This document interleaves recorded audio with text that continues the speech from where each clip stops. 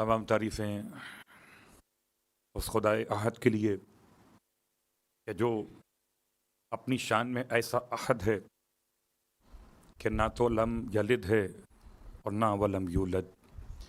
اس کی شان لم یلد کے ساتھ ولم یولد کے ساتھ، اس کی پہچان ولم یکن لہ کفوا احد کے ساتھ ہے.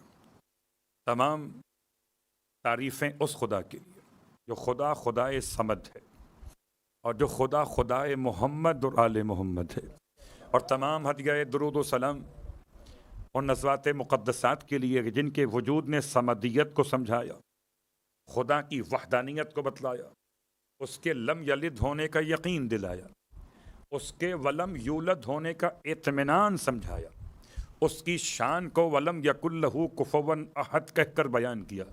تمام ہدیہ درود و سلام ان توحید بیان کرنے والوں کے لیے. الحمدللہ الذی جعلنا من المتمسکین بالقرآن العظیم وجعلنا واجعلنا من المتمسکین بولایت علی بن ابی طالب علیہ السلام. عظم اللہ اجورنا واجورکم بمصابنا بالحسین علیہ السلام وجعلنا وإياكم إن شاء الله من الطالبين بصأره مع وليه الإمام المهدي من آل محمد عليهم السلام.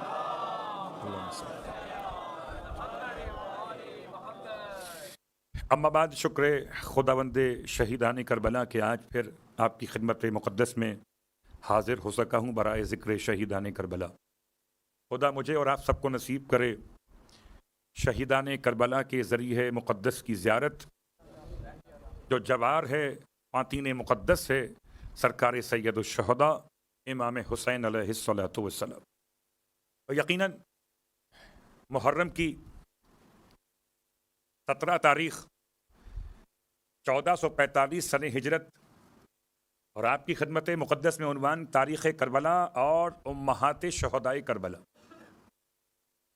پروردگار عالم کا نظام امہات کے حوالے سے کل بیان ہو رہا تھا کہ پروردگار کا نظام اتنا حسین اور اتنا جمیل ہے کہ اس نے انسان کو ماں اور باپ کے ذریعے سے وجود بخشا، اور ماں اور باپ کے وجود کے درمیان ایسا باہمی ربط قائم کیا کہ باپ کا مقام باپ کا مقام رہا اور ماں کا احترام ماں کا احترام رہا. کیا مطلب؟ بالکل برابر نہیں ہے. ہمارے درمیان لفظ برابر کا مطلب انصاف ہے، جبکہ خدا کے نزدیک برابر کا مطلب انصاف نہیں ہے، بلکہ جو جس کا مقام ہو اس کو دینا انصاف ہے. تو ماں کو جو مقام دیا وہ باپ کو کیسے مل سکتا ہے؟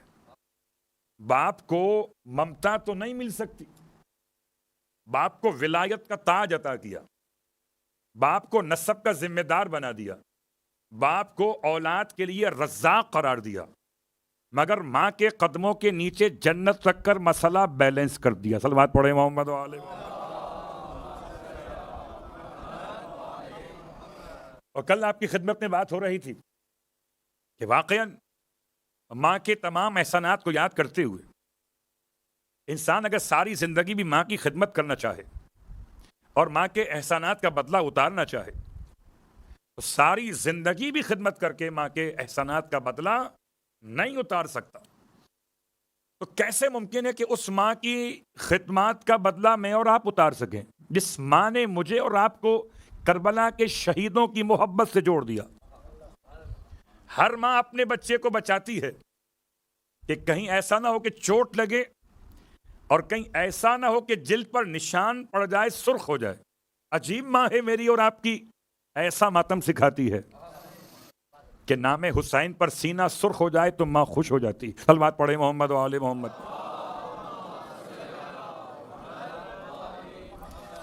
تو جس ماں نے انسان کے لیے راہ کربلا کو آسان کیا، اور اسی کربلا کی تاریخ میں آپ کی خدمت مقدس میں روزانہ کچھ نہ کچھ باتیں بیان کی جا رہی ہیں امہات کے بیان کے ساتھ ساتھ.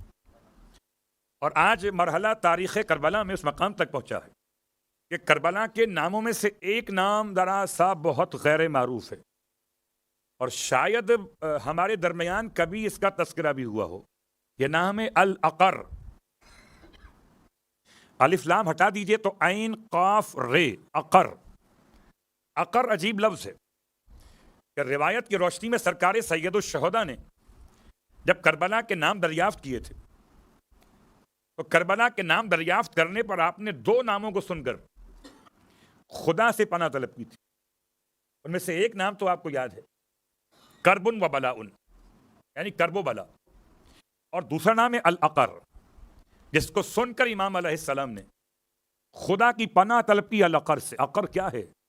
عقر ہے 2 چیزوں کے درمیان فاصلہ پیدا کر دینے والا، جدا کر دیتا ہو 2 چیزوں کو، اسے عقر کہتے ہیں. جو فاصلہ بن جاتا ہو 2 چیزوں کے درمیان، اسے عقر کہتے ہیں. یا عقر استعمال ہوا قرآن مجید فرقان حمید میں ایسی خاتون کے لیے جس خاتون کے یہاں اولاد ہونے کا امکان ختم ہو جائے. وَامْرَأَتِ عَاقِرَ، عاقرہ، یہ 3 مقامات پہ استعمال ہوا. تاریخ انبیاء میں آپ کے علم ہے کہ فرشتگان پروردگار آتے رہے، کبھی ابراہیم علیہ السلام کی خدمت میں آئے اور کبھی حضرت زکریہ علیہ السلام کی خدمت میں آئے. تو زکریہ علیہ السلام کی اہلیہ بھی اور حضرت ابراہیم علیہ السلام کی اہلیہ بھی سن و سال کے لحاظ سے اس مقام پر آ چکی تھیں کہ جسے ہم کہتے ہیں بانجھ ہو جانا، یعنی اولاد کے قابل نہ رہنا کہ آپ ان کے اولاد ہو سکتی ہو. تو قرآن مجید نے اس خاص لفظ بانجھ پن کو استعمال کیا ہے عاقرہ کہہ کر. وَامْرَأَتِ عَاقِرَةٍ، کیسے ہوگی اولاد؟ کہ شوہر ضعیف ہو چکے اور میں خاتون کہتی میں ہو گئی بانجھ، اب اولاد کیسے ہوگی؟ اللہ اکبر. یہ مثالیں پروردگار نے بیان کی، اور زمین کربلا کے لفظ پر لانے سے پہلے ایک جملہ آپ کی خدمت میں. اور کیا واقعاً ایسا ہے کہ اگر انسان بوڑھا ہو جائے اور انسان کی شریک حیات اگر ایسی عمر کے حصے میں آ جائے کہ جہاں وہ بانجھ ہو چکی ہو، تو کیا اولاد کے امکانات ختم ہو جاتے ہیں؟ تو کیا اولاد اسباب کی وجہ سے ہوتی ہے؟ اگر اسباب نہ ہوں تو اولاد نہیں ہوگی. تو پھر اس کا مطلب یہ ہے کہ جب بھی اسباب ہو جائیں تو ہر انسان کو، ہر کپل کو، ہر ایک جوڑے کو جب بھی شادی مکمل ہو صاحب اولاد ہو جانا چاہیے. ہم یہ دیکھتے ہیں کہ سارے کپلز شادی مکمل ہونے کے بعد بھی بسا اوقات برسہ برس، سالوں سال صاحب اولاد نہیں ہوتے. اگر میرے اور آپ کے ہاتھ میں ہے اسباب کے ذریعے صاحب اولاد ہو جانا، تو پھر ایسی مثالیں کیوں؟ صلوات پڑھیں محمد و آل محمد. بات واضح. اس کو سمجھنے کے لیے سورہ مبارکہ شورا میں آئیے، اور سورہ مبارکہ شورا کی 2 آیتیں مسلسل ہیں. آیت کا نشان 49 اور 50، 49 اور 50. پروردگار کا اعلان للہ ملک السماوات والارض، اور اللہ کے لیے ہے زمین و آسمان کی ساری بادشاہت، یعنی کہ ساری ملکیت. یخلق ما یشاء، وہ جو چاہتا ہے پیدا کر دیتا ہے. یہب لمن یشاء، وہ چاہتا ہے جس کو عطا کرنا تو عطا کرتا ہے اناسا، و یہب لمن یشاء الذکور. آیت نمبر 49 پوری ہو گئی. اللہ کے لیے بادشاہت ہے زمین کی اور آسمان کی. بادشاہت کی پہچان کیا ہے؟ پہچان یہ ہے وہ جو چاہتا ہے پیدا کر دیتا ہے. اور جو چاہتا ہے پیدا کرنے کا مطلب کیا ہے؟ یہب وہ عطا کرتا ہے جس کو چاہتا ہے بیٹیاں، اور عطا کرتا ہے جس کو چاہتا ہے بیٹے. اناس بیٹی، ذکور بیٹے. آئیے 2 باتیں ہو گئیں. آیت نمبر 50 کیا ہے پھر؟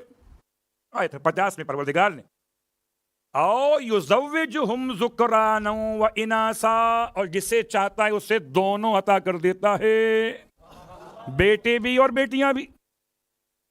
اللہ اکبر. اس کے بعد وَيَجْعَلُ مَن يَشَاءُ عَقِيمًا، اور جسے چاہتا ہے خدا قرار دیتا ہے بانجھ، بے اولاد. تو 4 باتیں ہو گئیں. خدا بیٹی عطا کرتا ہے جسے چاہتا ہے، جسے چاہتا ہے بیٹی دیتا ہے، بیٹے نہیں ہوتے. جس کو چاہتا ہے بیٹے دیتا ہے، بیٹیاں نہیں ہوتی. جس کو چاہتا ہے دونوں عطا کرتا ہے، بیٹے بھی اور بیٹیاں بھی. اور جس کو چاہتا ہے نہ بیٹے دیتا ہے اور نہ بیٹیاں.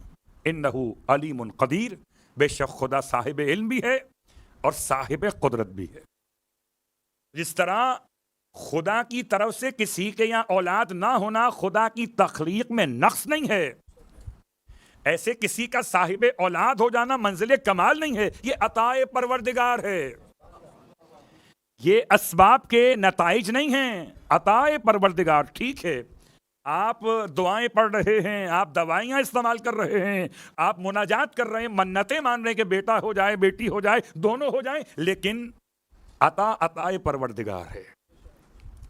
وہ نہ آپ کی میڈیسن دیکھ کے آپ کو اولاد دے رہا ہے، نہ آپ کی دعا دیکھ کے. ہاں اگر وہ چاہے تو رباب کا صدقہ بیٹا بھی عطا کر دے، بیٹی بھی عطا کر دے.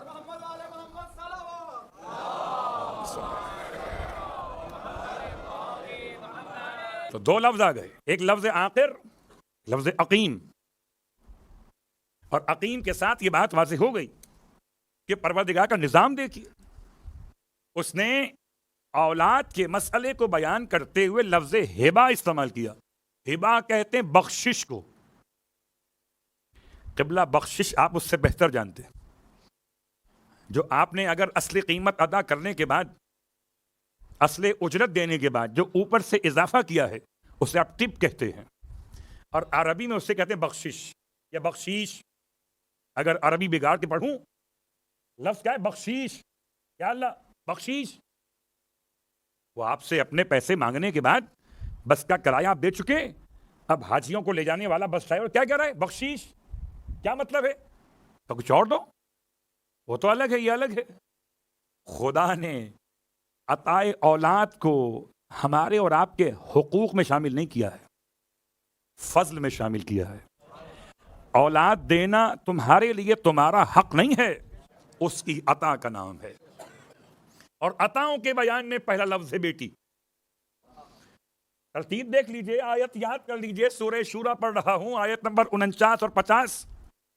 اس نے 4 قسم کے لوگ بتائے ہیں. 4 قسم میں پہلا ہے بیٹی جس کو عطا کرتا ہے. تو خدا کی ہبہ کی پہلی قسم ہے بیٹی. اس کے بعد کہتا ہے جس کو چاہتا ہے بیٹے عطا کرتا ہے. پھر کہتا ہے جس کو چاہتا ہے دونوں عطا کر دیتا ہے، اور جس کو چاہتا ہے دونوں میں سے کوئی بھی عطا نہیں کرتا.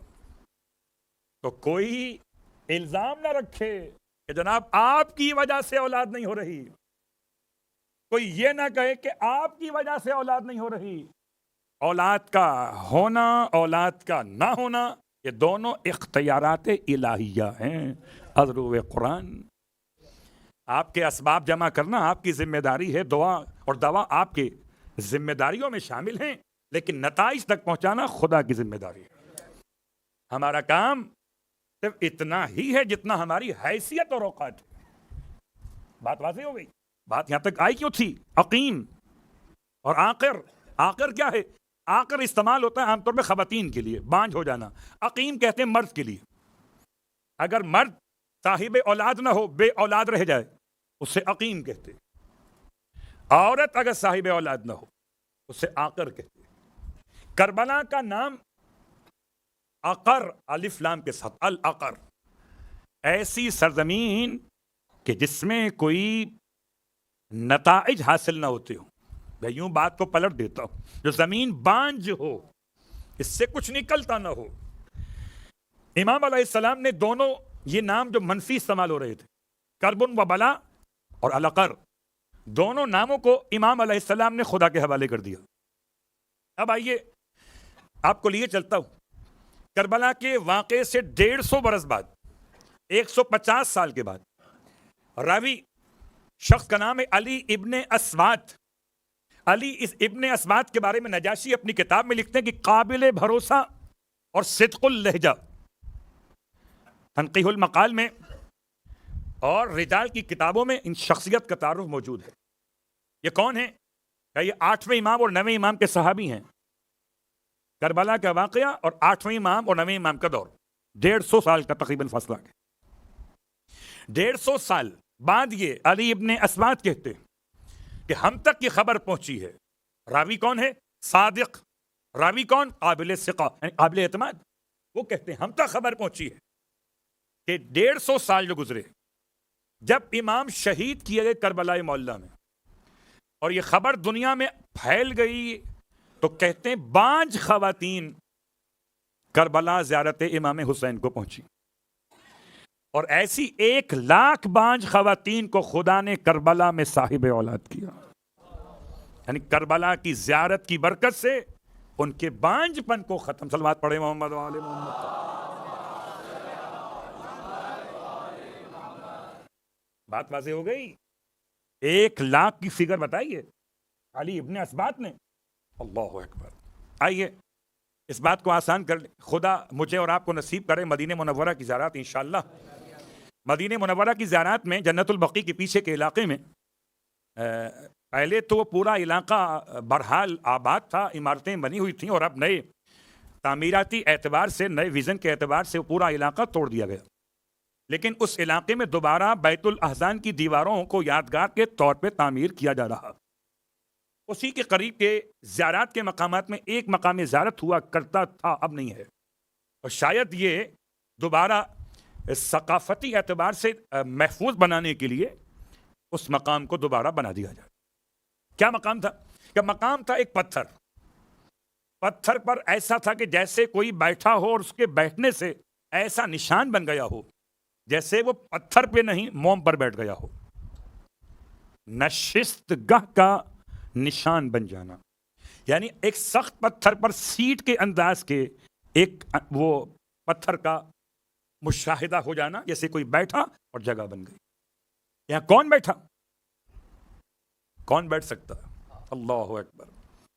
اگر حضرت ابراہیم علیہ السلام کے قدم مقدس کے لیے پتھر نرم ہو سکتے تو فخر ابراہیم ختمی مرتبت احمد مجتبیٰ محمد مصطفیٰ صلی اللہ علیہ وآلہ وسلم تشریف فرما ہوئے اور آپ کے بیٹھنے سے اس پتھر پر نشست کا ایک مقام نشان بن گیا. اور اس کے بعد سے صاحبان ایمان, صاحبان توسل ختمی مرتبت کی نسبت کو دیکھتے ہوئے وہاں پر آ کر بیٹھتے تھے. کمر کی تکلیف, بیٹھے بیمار تھے, اٹھے شفا یاب تھے. ایسی خواتین آ کے بیٹھتی تھیں, بیٹھیں تو بانجھ تھیں, اٹھیں تو صاحب اولاد ہونے کے لیے خدا نے راستے آسان کر دیے تھے. تو اگر پتھر سمجھ میں آ جائے تو کربلا سمجھنا مشکل نہیں ہے کہ حسین منی و انا من الحسین. تو کربلا کی سرزمین کی زیارت 1,00,000 بانجھ خواتین کو صاحب اولاد کرنے کے عنوان سے بیان کی جا رہی ہے. اب سوچئے, زمین کا نام تھا عقر. عقر کہتے ہیں بانجھ ہو جانے والی زمین. اس سے زمینوں کے درمیان نااہل لوگ سمجھتے تھے یہ زمین بانجھ ہے. اسی زمین کو حسین نے ایسا زرخیز کیا کہ دسیوں نہیں, سینکڑوں نہیں, ہزاروں نہیں, لاکھوں افراد صاحب اولاد ہو گئے. یہ زمین کربلا سرکار سید الشہداء امام حسین علیہ السلام کے برکتوں سے. اور بات وہی جو کل کی بات سے آج کی بات کا ربط ہے کہ قبلہ اگر کسی انسان کو یقین اور عقیدہ نہ ہو تو مانگتا رہے, خدا سے نہیں ملتا, کسی مقدس مقام پہ جا کے نہیں ملتا. اور یہ نہ ملنا بہت سارے مسائل کی بنیاد پر اس کے اسباب الگ الگ ہو سکتے, اور یہ الگ موضوع بن جائے اس لیے اس کو چھوڑتا ہوں. بس یاد رکھیں, انسان اگر یقین کے ساتھ مانگے, بروایت معصوم جب کسی دروازے کو بار بار نوک کیا جائے, بجایا جائے, بالآخر دروازہ کھل جاتا ہے. اس لیے مسلسل ہے اولاد کی دعا, اولاد ہونے کے بعد بھی اولاد کی دعا. اور اولاد ہونے کے حوالے سے ایک جملہ آپ کی خدمت میں, اور ہمارے اور آپ کے درمیان بہرحال بڑے مسائل. ہم اپنے لیے خدا سے کیسی اولاد مانگتے ہیں اور مولا کائنات نے کیسی اولاد مانگی ہے. فرماتے ہیں واللہ ما سألت ربی, قسم اللہ کی ذات کی میں نے اپنے رب سے سوال نہیں کیا ولدن نذیر الوجہ، کسی ایسے بیٹے کا جس کا چہرہ بڑا خوبصورت ہو، اللہ اکبر، ولا سألت، اور نہ سوال کیا ولدن احسن القامہ، ایسے بیٹے کا جس کا قد بڑا حسین ہو، نہ خدا سے قد اور کاٹ مانگا، نہ خدا سے شکل و شمائل کا انداز مانگا، جب خدا سے مانگا تو اطاعت گزار بیٹا مانگا، جب خدا سے مانگا تو خدا سے ڈرنے والا، خشوع خضوع رکھنے والا مانگا ہے، امام فرما رہے اللہ اکبر۔ ہمارے اور آپ کے درمیان بہرحال اولاد مانگنے کے لیے الفاظ ہی نہیں ہیں، بس ہو جائے، ارے کیا ہو جائے، اولاد نرینہ، کیسے ہوگی اولاد نرینہ؟ اور اگر ہو گئی تو کیا یقین ہے کہ پھر راستہ یہی رہے گا؟ صلوات پڑھے محمد و آل محمد۔ اب آئیے عنوان پر آتے ہیں کہ زمین کربلا انسان کی مشکلات کو دور کرنے کا ایک ایسا ذریعہ خدا نے بنایا ہے کہ اگر بے اولاد بھی جائے تو زیارت سرکار سید الشہداء کی برکت سے صاحب اولاد ہو جاتا ہے، یقین کامل ہو تو اگر۔ اور اس کے ساتھ ساتھ امام علیہ السلام کے ساتھ آنے والوں میں جن شخصیات اور خواتین کا تعارف ماؤں کے اعتبار سے، ان پر جاتے ہوئے ایک ایسی ماں کا تذکرہ پہلے، جس ماں کا تذکرہ بہت کم کیا جاتا، اور آپ کی شوق سماعت کو دیکھتے ہوئے مجھے پڑھنے کی ہمت ہوتی، ورنہ یہ موضوع اتنا آسان نہیں ہے۔ یہ کون شخصیت؟ اس خاتون کا نام ہے فقیہہ، جو آپ عربی میں کہتے ہیں فاکہہ، یعنی فروٹس، پھل۔ اسی لفظ کو اگر آپ صفت مشبہ پہ لائیے تو ہو جائے گا فقیہہ، جیسے رشیدہ، جیسے عقیلہ، ایسے کیا ہے یہ لفظ؟ فقیہہ۔ یہ خاتون کا نام ہے۔ اس خاتون کا نکاح جس شخصیت سے ہوا، ان کا نام ہے عبداللہ ابن اریقط، عبداللہ ابن اریقط، اورے الف رے یہ قاف اور توئیں، اریقط۔ ہو سکتا ہے یہ نام اس سے پہلے ہمارے لیے اتنا زیادہ آشنا نہ رہے ہم اس نام سے، لیکن اب آنے والے دور مقدس میں یہ نام بہت کام آئے گا۔ کیوں؟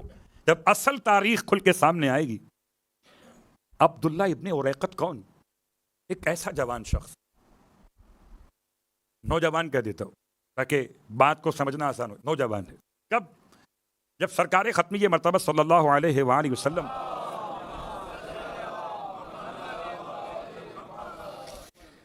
نکل رہے موقع ہجرت پر مکہ المکرمہ سے مدینہ منورہ کے لیے۔ سرکار سید الشہداء کی تاریخ ابھی شروع نہیں ہوئی، ابھی تو زمانہ ہجرت آغاز ہو رہا ہے۔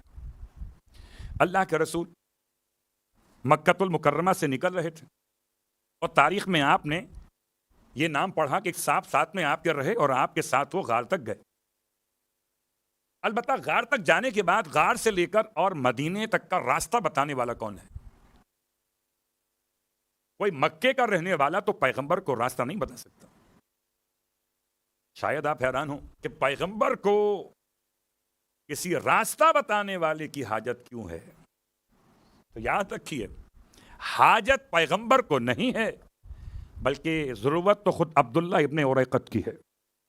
عبداللہ غار ثور، جبل ثور پر بعض روایات ہیں کہ آپ کے ساتھ یہی شخصیت ہیں، نہ کہ جو معروف شخصیت جناب ابو بکر کی بیان کی جاتی، بن بکر آپ کا قبیلہ ہے، عبداللہ ابن اریقط کا نوجوان شخص، ہو سکتا ہے دونوں ہی ہوں۔ اللہ کے رسول نے ان سے ارشاد فرمایا، یہ کون ہے؟ ان کا کام ہے راستے بتانا، یعنی جو جو راستے نکلتے تھے مکے سے مدینے کے لیے، یہ ان راستوں کو پہچانتے۔ آپ نے فرمایا کہ تم ہمارے ساتھ چلو تاکہ ہمیں مدینے تک پہنچا۔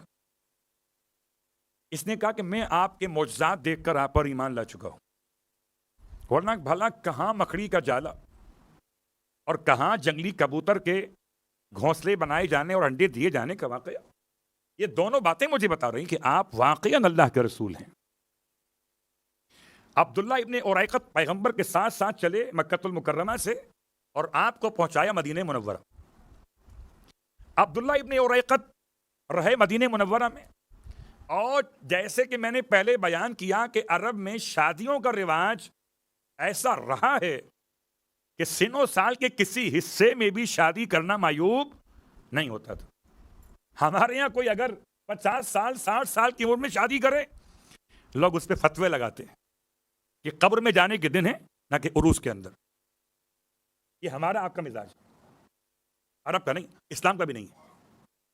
عبداللہ ابن اریقط، یہ میں نے اس لیے تمہید باندھی، جب میں پڑھوں گا تو آپ پریشان نہ ہو جائیے گا. عبداللہ ابن اریقط کی ایک شادی ہے. کس سے ہوئی؟ کا نام فقیہہ ہے. کون ہے؟ کہ یہ کنیز سرکار سید الشہداء. بعض کہتے ہیں جناب رباب بنت امراء القیس کی کنیز، اور آپ کی کنیز ہونے کی حیثیت میں سرکار سید الشہداء نے اس کنیز کا نکاح اس مومن سے کر دیا.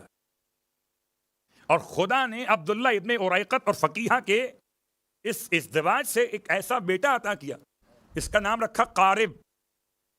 قارب لفظ وہ جو قریب سے ہے، قارب کربلا کے شہیدوں میں. قارب ہے غلام حسین، اور اس پر امام زمان نے سلام بھیجا ہے. قارب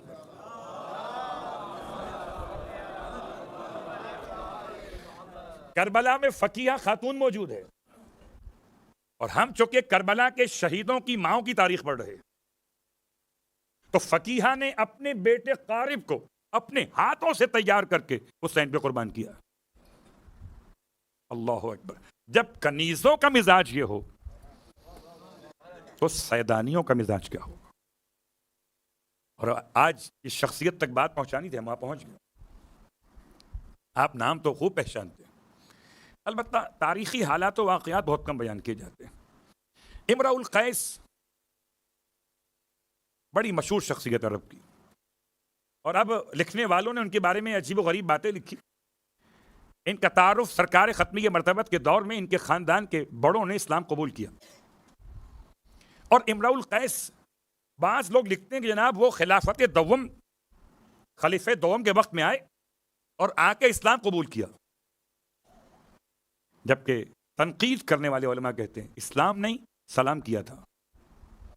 کتنا باریک فرق ہے. اسلام اور سلام میں الف کا ہی تو مسئلہ. صلوات پڑھے محمد والے.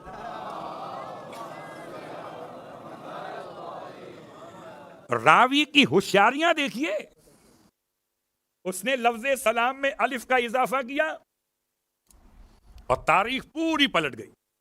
سلام کرنا اور ہے اور اسلام لانا اور ہے.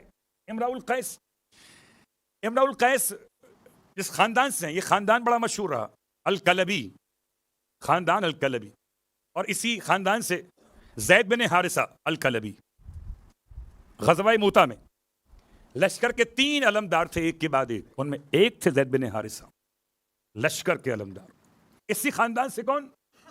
بہت مشہور شخصیت جناب جبرائیل امین علیہ السلام. پیغمبر کی خدمت میں کبھی بشکل نور آتے تھے اور کبھی بشکل بشر آتے تھے. بشکل نور آئے تو نازل ہوئے، بشکل بشر آئے تو حاضر ہوئے. اور حاضر ہوئے تو بشر کون سا تھا جس کے رنگ و روپ میں آتے تھے؟ نہ سلمان، نہ ابو ذر، نہ مقداد، اور نہ ہی عبداللہ ابن مسعود، نہ ہی ابو سعید. کوئی نہیں. پھر کون؟ کہ بہت عجیب نام ہے، بہت کم پڑھا جاتا ہے. دحیہ کلبی، دحیہ ابن خلیفہ، باپ کا نام خلیفہ ہے، الکلبی.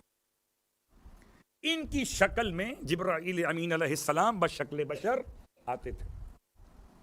اور کیوں ان کی شکل میں آتے تھے؟ کیا جبرائیل کو کسی اور کی شکل اتنی اچھی نہیں لگتی تھی؟ حالانکہ سب کے سب صحابی ہیں. اللہ اکبر.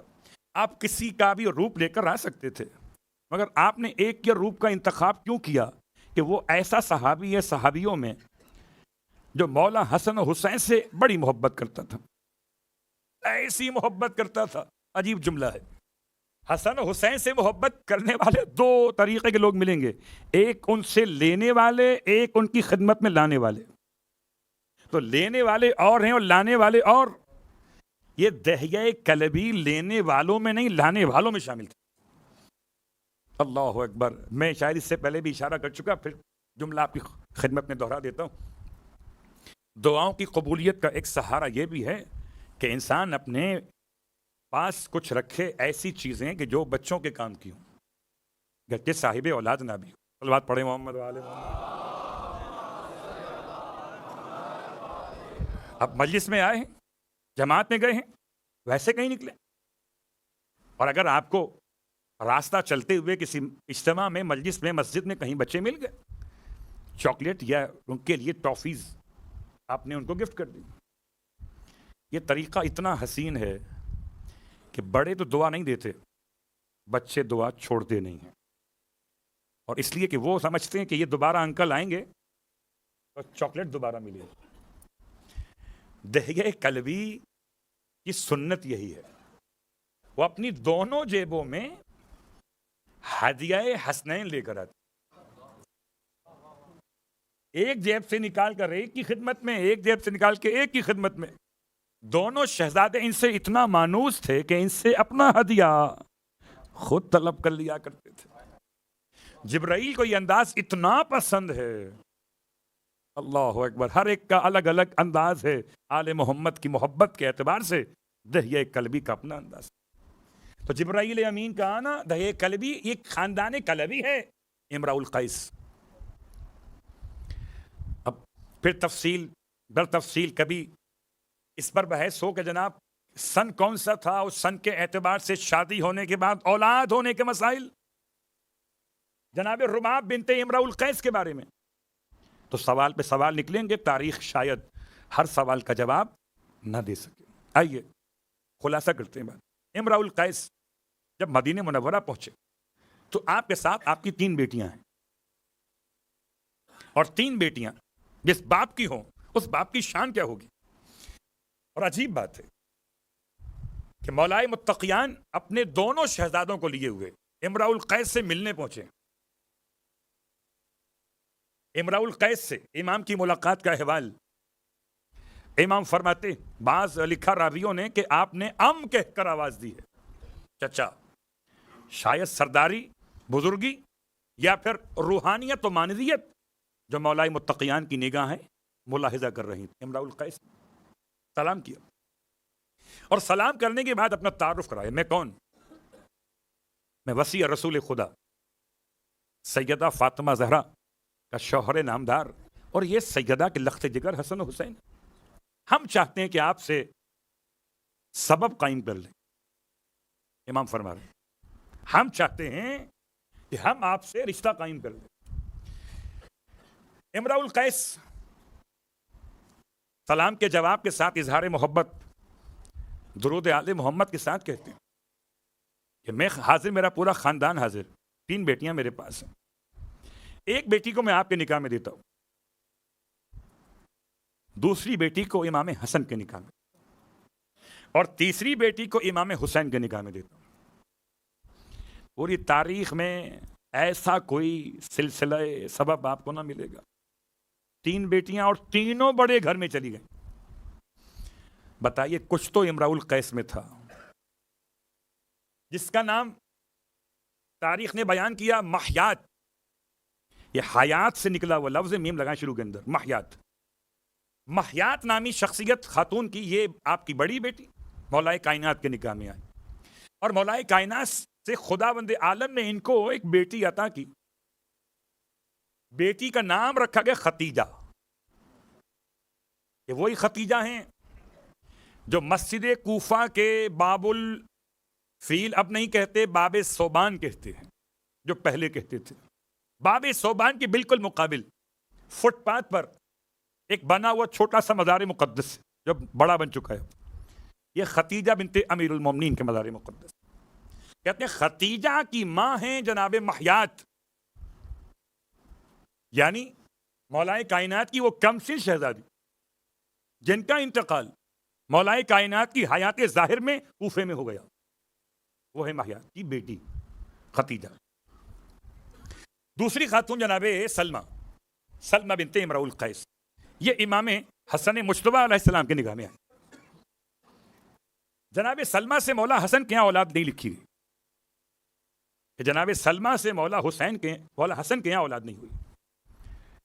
لیکن بہرحال یہ ان شخصیات میں شامل ہیں جو وفادار رہی ہیں.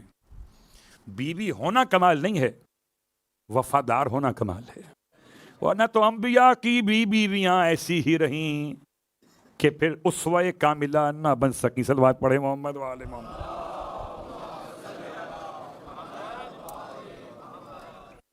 آپ کی خدمت مقدس میں دو خواتین کا تذکرہ مکمل ہو گیا، ایک مہیات، ایک سلمہ. دونوں کس کی بیٹیاں؟ امرؤ القیس. امرؤ القیس کی تیسری بیٹی.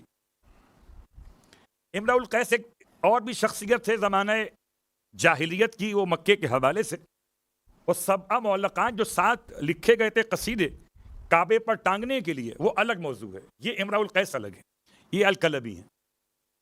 امرؤ القیس کی تیسری بیٹی کا نام ہے رباب. میں بہت تلاش کرتا نا کہ ام رباب کہاں لکھا ہوا ہے. ام رباب نہیں ملتا مجھے، سوائے مرثیہ نگاروں کے مرثیوں میں یا نوحہ لکھنے والوں کے نوحوں میں. ام رباب امرؤ القیس کا لقب ہے، یہ کنیت ہے ابو الرباب، رباب کے والد. رباب کے والد. جناب رباب کی شخصیت کو سمجھنے کے لیے گرچہ یہ ایک مجلس یا ایک سلسلہ گفتگو کم ہے، رباب وہ عظیم شخصیت ہیں جنہیں سرکار سید الشہداء کا حرم نصیب ہوا، اور ایسا نصیب ہوا کہ ایسا لگتا جیسے خدا نے بنایا ہی حسین کے لیے تھا. پھر آپ کو یاد دلا دوں کہ مولا حسین علیہ السلام کی اولادوں میں سے کس خاتون کو اللہ نے بیٹے دیے، کس خاتون کو بیٹیاں دیں، اور کس خاتون کو دونوں عطا کیے. جن خواتین کو مولا حسین کے حرم اور وجود کی برکت سے دونوں ملے اور رباب ہیں، اور دونوں ایسے ملے کہ نہ ایسا بیٹا کسی اور کو ملا اور نہ ایسی بیٹی کسی اور کو ملی. رباب بنت امرؤ القیس عظیم شخصیت، امام علیہ السلام کے حرم میں، اور مصائب سے پہلے امام علیہ السلام کے اشعار میں جتنا تلاش کرتا گیا، مجھے تقریباً ہر کتاب تاریخ میں رباب علیہ السلام کے حالات میں جہاں تک میں نے تلاش کیا، مجھے یہی ملا کہ سرکار سید الشہداء فرماتے ہیں لعمرک اننی احب دارا، قسم ہے عمر کی، قسم ہے زندگی کی، کہ مجھے وہ گھر بہت پسند ہے. کون سا گھر؟ جس میں سکینہ اور رباب رہتی ہو. پھر فرماتے ہیں اور میں اپنے مال کا بڑا حصہ، ابذل جل مالی، اپنے مال کا بڑا حصہ میں ان سے محبت کرتا ہوں، ان دونوں سے، اور اپنے مال کا بڑا حصہ میں ان پر خرچ کرنا چاہتا ہوں. اور کسی سوال کرنے والے کو سوال کرنے کی کوئی گنجائش نہیں ہے. میں نے ترجمہ کیا محاورے کے اعتبار سے اصلی الفاظ کے ترجمے کو چھوڑ کر. غور کیجئے، ایک ہے زر، ایک ہے زن، ایک ہے زمین. یہ تینوں لفظ عجیب و غریب لگتے ہیں اگر آل محمد کے خلاف جائیں، اور ان تینوں لفظوں کو امام نے بڑی اہمیت دی. گھر پسند، عورت پسند، اور ان دونوں پر مال خرچ کرنا پسند. کون دونوں؟ ماں اور بیٹیاں، سکینہ اور رباب. امام علیہ السلام کا جملہ بالکل ویسے ہی لکھے جانے کے قابل ہے جیسے مولا عباس کی شام نے فرمایا تھا کہ میری جان تم پر قربان ہو جائے عباس. ایسے ہی لعمرک، مجھے قسم ہے زندگی کی کہ مجھے وہ گھر بڑا پسند ہے جس میں سکینہ اور رباب رہتی ہوں. میں ان دونوں سے محبت کرتا ہوں. یہ بات یاد پھر دلا دوں کہ مولا حسین کی محبت کا معیار عام افراد کی محبت کا معیار نہیں ہے. اور مولا حسین کے گھر میں اور بھی ازواج مطہرات ہیں آپ کی، لیکن کسی اور کے بارے میں امام کے یہ کلمات کم از کم مجھے نہیں ملے کہ امام نے اس طرح سے مشخص فرما دیا ہو، نام لے کر رباب، اور امام کے الفاظ میں ام رباب نہیں ہے، رباب ہے. بیٹی کا نام سکینہ یا سکینہ پڑھ لیجیے. جناب رباب کی تعریف میں امام کے الفاظ، اور جناب رباب نے واقعاً ایسا نبھایا کہ سرکار سید الشہداء کے ساتھ ساتھ بہت منتخب تھیں، یوں کہہ لیجئے کہ خدا کے انتخاب کو مصطفیٰ کہتے ہیں، مصطفیٰ کے انتخاب کو مرتضیٰ کہتے ہیں، مرتضیٰ کے انتخاب کو حسن و حسین کہتے ہیں، اور حسین کے انتخاب کو رباب کہتے ہیں۔ یوں سمجھ لیجئے اپنے زمانے کی خدیجہ طاہرہ ہیں، اپنے زمانے کی سرکار سید الشہداء کی ایسی شریک حیات ثابت ہوئی کہ واقعی کربلا کی ساری ماؤں کی تاریخ ایک طرف، اصغر کی ماں کی تاریخ ایک طرف، اس لیے کہ ہر ایک شہید کی ماں نے اپنے بچے کو قربان تو کیا ہے، مگر دودھ پیتا ہوا کوئی بھی نہیں تھا، دودھ پیتا ہوا تو کوئی نہیں، کوئی قدموں پہ چل کے گیا، کوئی گھوڑے پر بیٹھ کر گیا، کوئی میدان میں دوڑتا ہوا گیا، ایک ہی تو ہے کہ حسین کی گود میں گیا۔ رونے والوں، خدا آپ کو کوئی غم نہ دے، حضرت رباب کے مسائل پڑھنے ہیں، رباب جیسی ماں۔ بعض علماء نے جناب رباب کے حوالے سے کچھ باتیں بیان کی ہیں۔ جناب رباب کی خدمت میں بڑا مشکل وقت تھا، جب امام علیہ السلام نے استغاثہ بلند کیا، حل من ناصر، اتنا غریب تھا زہرا کا لال کہ پوچھتا تھا کوئی ناصر ہے میرا؟ آخر وقت میں بھی امام چاہتے تھے کوئی نکل آئے ان میں سے، کوئی اور حر بن جائے، حل من مغیث، ہے کوئی فریاد کو پہنچنے والا، حل من ذاب یذب حرم رسول اللہ، ہے کوئی رسول خدا کے حرم کی حفاظت کرنے والا۔ امام کی استغاثے کی آواز پر خیموں میں شور بلند ہوا، امام میدان سے واپس پلٹا ہے، فرمایا ابھی حسین زندہ ہے، یہ گریا کس لیے کر رہے ہیں؟ خواتین نے عرض کی مولا سے، مولا اصغر نے اپنے آپ کو گہوارے سے گرا دیا۔ رونے والوں، عرب میں جب بچوں کو لٹاتے تھے تو کپڑے میں لپیٹ کر باندھ دیا کرتے تھے، اور گہوارے کے ساتھ ایک اور ڈوری استعمال کرتے تھے کہ بچہ کروٹ بھی لے تو ڈوری کی وجہ سے زمین پہ نہ گرے۔ بالکل ایسے ہی اصغر نے کیا جیسے آپ کے دادا نے کیا تھا، اس ڈوری کو توڑ دیا، ورنہ گہوارے سے نیچے گرنا ممکن نہیں تھا۔ ایسا محسوس ہوا جیسے ناصر کہتا ہو، بابا میں ہوں نا، آپ پکار رہے حل من ناصر، بابا خیمے میں آئیے، میں ہوں نا۔ شہزادے کے لیے امام فرماتے ہیں جناب رباب سے، رباب لائیے، ہم اسے لے جائیں، شاید کے پانی کی سبیل بنے۔ جناب رباب کہتی ہیں مولا سے، مولا میں اس کو تیار کر دوں؟ پہلے تیار کیا کرنا تھا؟ بعض کہتے ہیں آپ نے کرتا بدلا ہے، اور کرتا بھی سفید پہنایا ہے، یعنی یوں سمجھ لیجئے کہ ماں اپنے ہاتھوں سے کفن پہنا رہی، اس لیے کہ رباب کو یقین کامل ہے کہ جائے گا تو واپس نہیں آئے گا۔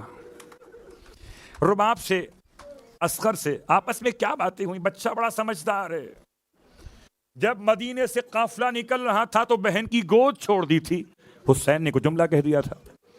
یہاں ماں کہتی ہیں بیٹا اصغر تیری ماں سیدانی نہیں ہے، ماں کی عزت کا خیال کرنا، بیٹا جتنا رونا ہے خیمے کے اندر رو لو، باہر جا کے مت رونا، لوگ کیا کہیں گے کہ حسین کا خون ہے، تو حسین کا خون تو کبھی نہ روتا، یہ ماں کے شیر کی کمزوری ہے، تو بیٹا ماں کا خیال کرنا۔ بچہ ماں کو دیکھتا جاتا ہے، ماں کہتی جاتی ہے بیٹا جب تک تمہارے بابا کے اقربا اور اصحاب زندہ تھے نا، تمہارے بابا کے جسم پہ زخم نہیں لگا تھا، اصغر تیرے ہوتے ہوئے بابا کو زخم نہ لگا۔ پھر رو کے کہتی تھی بیٹا جب دادی زہرا کے پاس حوض کوثر پہ پہنچو تو کوثر پینے میں جلدی نہ کر لینا، اپنے بابا کا انتظار کرنا، بابا تجھ سے زیادہ پیاسا ہے۔ ماں کی باتیں اصغر سنتے تھے جیسے سب سمجھ میں آ گیا ہو۔ جناب رباب نے اصغر کو تیار کر کے امام کی آغوش میں دیا، امام نے سینے سے لگا لیا۔ اللہ اکبر، رونے والوں، میدان کربلا میں امام کی آمد ہے، میں پورا مقتل نہیں پڑھ پاؤں گا، صرف خاص جملے پڑھ رہا ہوں۔ مقتل آپ سن چکے، بس یہ جملہ سن لیجئے کہ رباب کی نصیحت پر اصغر نے کیسے عمل کیا۔ میدان کربلا میں جلتی ہوئی زمین پہ امام لٹا چکے، اصغر روتے نہیں ہیں۔ امام نے بچے کو ہاتھ میں بلند کیا، بچہ روتا نہیں کہ ماں نے سمجھا کے بھیجا ہے۔ ماں کی دوسری نصیحت کیا تھی کہ بیٹا تیرے ہوتے ہوئے بابا کو زخم نہ لگے۔ پتہ نہیں ہرملہ اتنا ماہر کیسے ہو گیا کہ آنکھیں بند کر کے تیر چلائے اور بچے کے گلے پہ لگ جائے۔ میں ہرملہ کی تعریف کروں کہ آنکھیں بند کی تھی؟ نہیں، ہرملہ آنکھیں بند کر کے تیر چلائے تو تیر کے خطا ہونے کا امکان ہے۔ ہرملہ کے اپنے الفاظ ہیں کہ میں 6 تیر لایا تھا اور 3 تیر نشانے سے خطا کر گئے۔ ہرملہ کے اپنے امیر مختار کے سامنے ہرملہ کا بیان تھا یہ کہ 6 تیر لایا تھا، 3 خطا ہو گئے، 3 نشانے پہ لگائے تھے۔ نشانے پہ کیسے لگائیے؟ اللہ اکبر۔ کہتے ہیں اس کا نشانہ تو ہرملہ کی آنکھیں بند تھیں تو امام علیہ السلام بن رہے تھے۔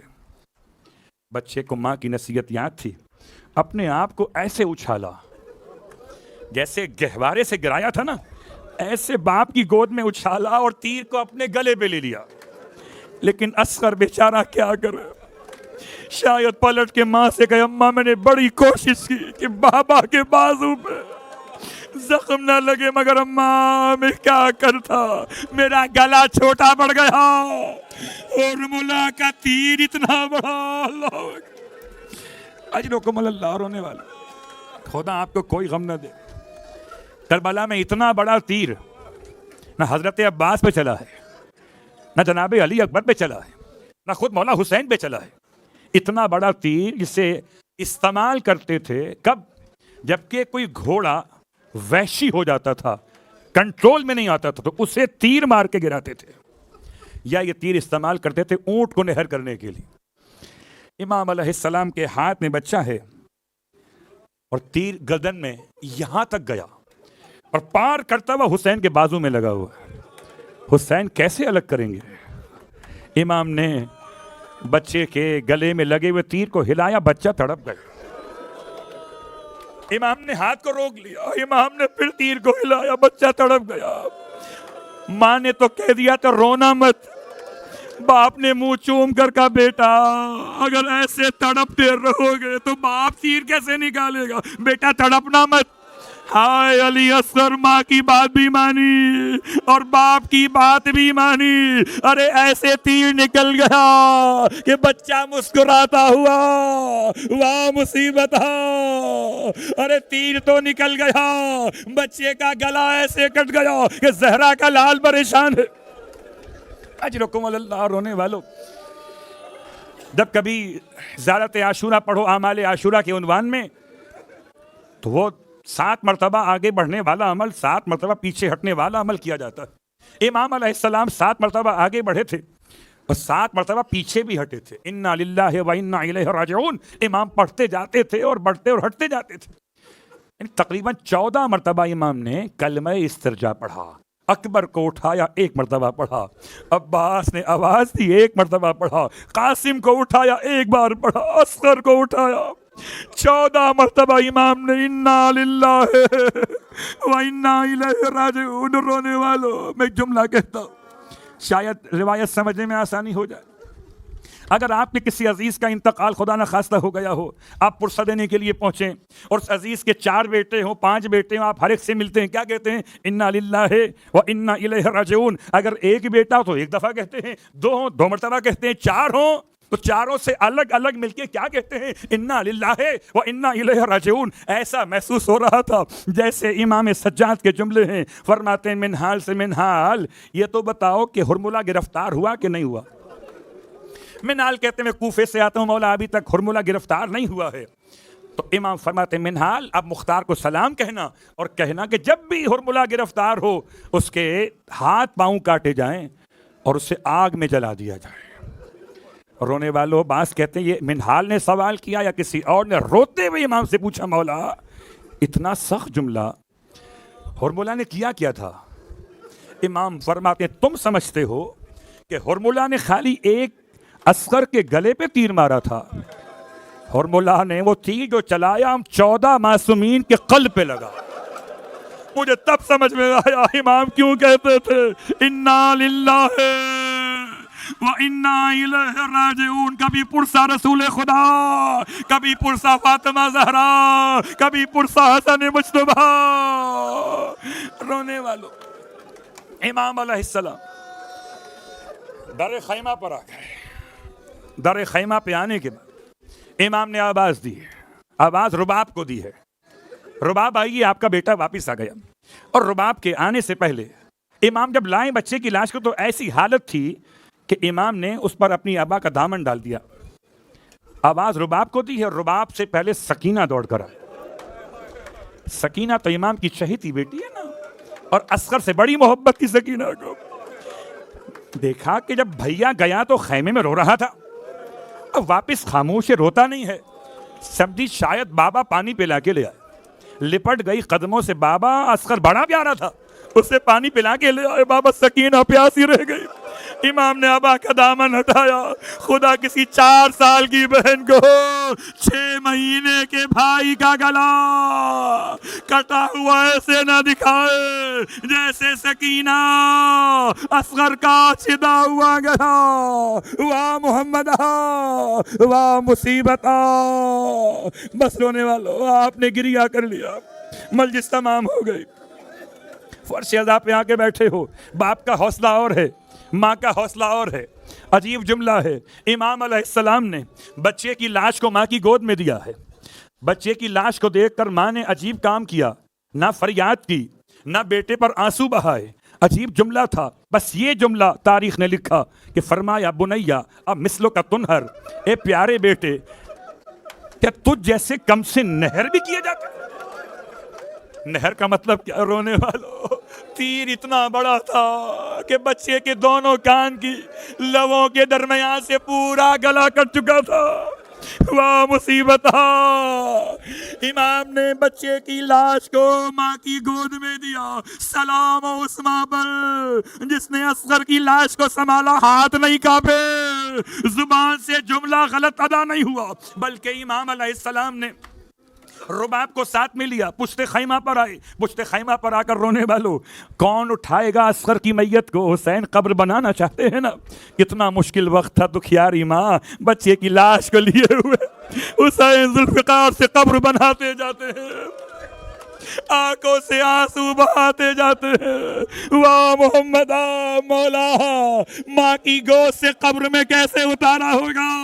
ارے قبر میں اتار دیا تھا تو کاش وہ وقت نہ آتا جب بچے کا ننھا سا گلا نو کے سینہ پہ اٹھانے کے لیے ارے قبر کو کھودا گیا. واہ محمد واہ مصیبت. ولعنة الله على القوم الظالمين وسيعلم الذين ظلموا أي منقلب ينقلبون. بار اللہ واسطہ محمد و آل محمد کا، پروردگار جناب رباب کا واسطہ، رباب کے لخت جگر کا واسطہ پروردگار. شہزادہ باب الحوائج ہے. تمام مانگنے والے جو اپنی اپنی حاجات لے کر آ کر بیٹھے، پروردگار اس شہزادی کا واسطہ تمام کی حاجات کو پورا فرما. بار اللہ واسطہ محمد و آل محمد کا، شہزادہ علی اصغر کا واسطہ تمام بیمار مومنین مومنات کو شفائے کاملہ صحت عاجلہ عطا فرما. اور رباب کا واسطہ پروردگار جو بے اولاد ہیں، اولاد کے خواہش مند ہیں، میرے مالک ان کے حق میں جو بہترین فیصلہ ہے اس کے مطابق ان کو نعمت اولاد سے مزین فرما.